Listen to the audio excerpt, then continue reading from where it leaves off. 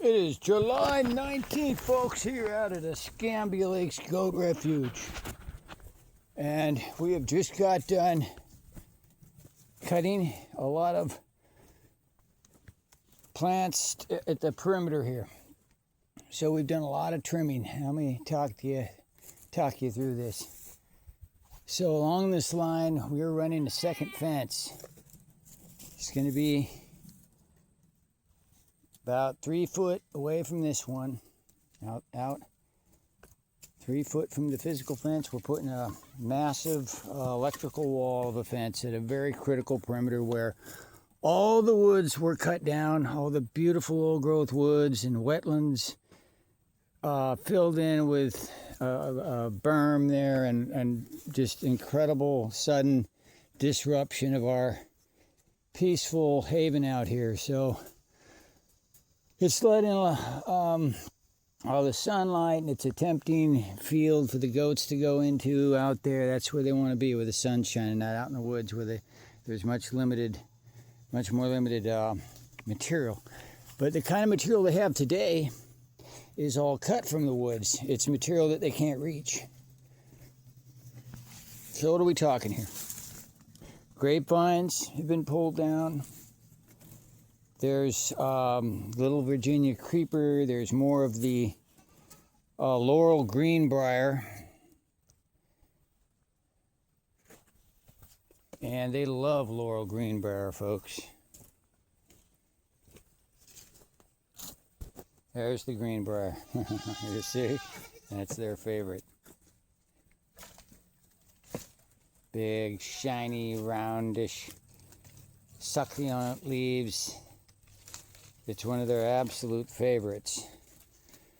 And the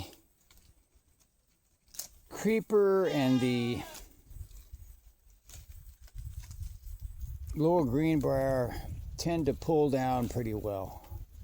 I get a hold of a vine, I can usually pull it down and get leaves for the goats. The grape's another story. That branches out more and intertwines and connects, and often it's just, you just got to cut the grapevine and leave the most of it up there to die in the tree. So I got a few piles here. There's another big pile up towards the lake over there, a big pile that I just hauled out of here. Let's walk down to this end. Now we've got oak and sweet gum and a lot of wild blueberry and things out here. So here's where I cut a lot of the grapevines. They were up on these oaks, and we don't want excessive strain on these beautiful big oak trees. Here is some of the biggest vines here that I cut today.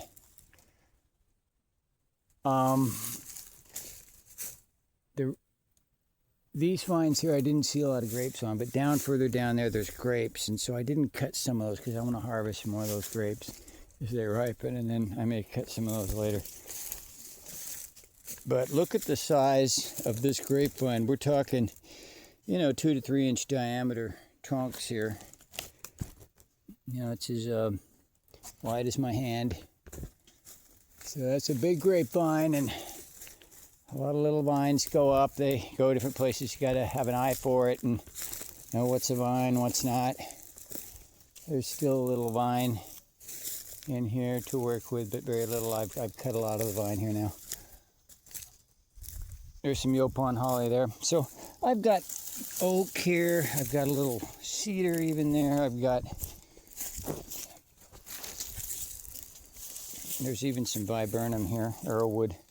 There's more laurel greenbrier. Some grape in there. So this is a nice big pile. When the goats discover this, they're going to tear into this. They'll love this stuff. So whenever we're out trimming in the woods like this, it's just, the goats are able to get things that they otherwise can't reach because they've already reached everything that they can reach. They've already got to it. Here's some grape that's hanging down right now because I was pulling on it down here. So you only pull so far on that. That line goes up there. You're not going to get it down. Now usually I cut them off at above head level so they're not obstructing, and then the rest of the vine can die up there, but I happen just to leave this one up here right now, and the goats will reach that, and I'll get to those leaves. So one of the things we're doing here, I'm just going to sit down here at the base of this big beautiful tree. We've got a little creek, if you will, overflow creek. When the lake levels get up to a certain height, then we get some outflow here of cold water coming down in this little trickle down into the wetland and then going down to the creek. We actually dug a little bit of a pond there on the other side of that berm there before we dug in a little bit, and we didn't continue, but we planned to dig a little further out there and make a little bit of a winter trout pond to grow a few little trout in the winter. That was the goal. It's shaded very well with the trees around here, and it's cool water coming in from the lake when the lake's up at the higher level. Otherwise, we're going to be pumping from a well into it. So it's going to have cold water. So it's going to be an interesting project for trout. Anyways, we won't digress too much on that. We've got some black gum tupelo out here, some bay. Nice selection of trees out here. All right, so what's going on right here? This is the flood entry point at this corner, and indeed it was just breached a few weeks ago with the rains we had, and this road was covered with water. You could go out on a boat with it for a couple weeks. So we have dumped a lot of soil here, and you can see I've even got oregano here growing and going to flower on top there. That's one thing that established there. But there's a lot more going to be established because we just had dumped some of the topsoil here when we had the bulldozer over here, but we didn't get enough extra organic matter. There was just a little bit when we planted the oregano and all. And so there was a big washout here. You can see where it had all washed out. It's kind of hard to see what I'm doing here because you're seeing all this organic matter. Exactly. So I'm stacking up all kinds of organic matter here, all kinds of cut down grapevines. I wind them and weave them through the 12-inch vertical stay, solid lock 30 fixed knot fence, solid lock 20 or whatever you want to call it. I think there's a Stay Tough brand also. It's 50 cents a linear foot. It's 1 foot spacing, and we set it here and T-posts. Set the T-post in the ground, then we bulldozed the earth out, and then we wired another T-post on top to get a more of an extension up, and then we installed the fence, and we're still going to be working with it. We're going to put more strands of wire. We're going to do overhanging 45-degree angle extensions at the top, and this is going to be a big physical barrier fence.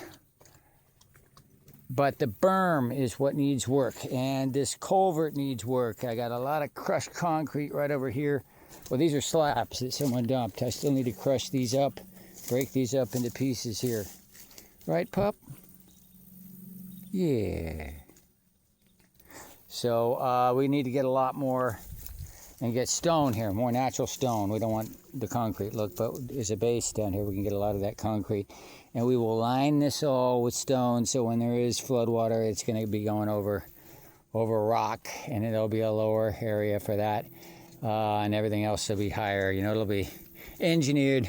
Okay, so out here, look at this. This is all rotted tree stump, trunk and stumps that fell down. You see that area right there? That's where I picked up a bunch of the rotted matter. There's another big one down there. So all that rotting wood, that's perfect in here. So there's different stages of decay on the wood that I put down here. There's newer cuttings and older. There's vines. There's branches. I'm weaving them in and out. And I'm going to keep building organic matter and topsoil, and lots of our compost and humus from the woods, and there's going to be a lot of planting in here. The plan is eastern gama grass, which sends roots down phenomenally, and we've got plenty of it. It's a specialty of ours, and we're going to trellis the wild rose here, which is the ultimate security fence, folks. The thorns on a wild rose will hurt you if you try to go through them. Anyways, so here at the end, by the way, there's a palm tree here that needs to be removed. Beautiful palm. It's in flower right now. Look at all the pollinators just love this thing. It happens to be right there where we're building the house out here. There's going to be a fence line going down here with electric. You know, it's going to be more than three foot from this because of the berm. So it's going to be a little further out, and it's a little more questionable. Well, put that on hold right now. The plans for how we're running electric down here are a little different because we got a lot of dumping and things to do. Mainly, we're going to go right from here, this corner here, down to that gate down there. That's the main area we want electrified, so all the goats know that you don't want to come down to this end of the place. You're not getting out that way. Goats, dogs, everyone is going to know that's a perimeter you don't want to mess with. This perimeter here is going to be built up so high with physical material that no one's passing through it. It's just going to have everything possible Fort Knox, folks, and it needs to be resilient to the floods because the floods just opened that, and we had goats get attacked and all because goats got out because of the flooding. So there's a lot more buildup. There's the 12-footers here. Big signage is going in here. There's a whole welcome house that's going to be here with information about the Goat Refuge and Memorial Park. And it is a priority, folks. It really is, especially since even up to the recent days, we've had more attacks on our goats by the killer dogs that people have out there.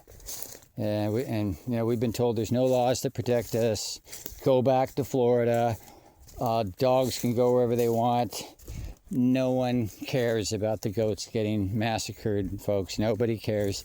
We've complained many times to the point where we've totally given up on complaining to authorities. It's local authorities, but we're going to go as high as we need, and ultimately we go to the public. The public is the highest authority. It's just so cruel to have those goats getting killed and everything without any measures, without anything being done. So we're going to do our best from our side, what we can do within the constraints of the law, of course. Anyways, they're really getting into that laurel greenbrier, folks. They will eat every single leaf off of this, and there'll just be those vines left, and then those vines, those will just all go over to that line, that fence line. Right, pup? All right, so here's the other pile, and it looks like some goats have found it.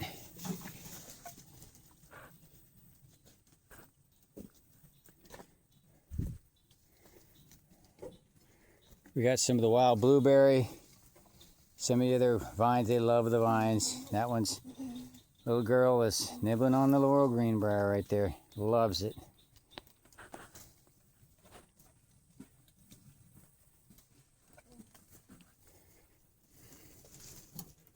I'm gonna grab this bucket and fill it up with some water here for him.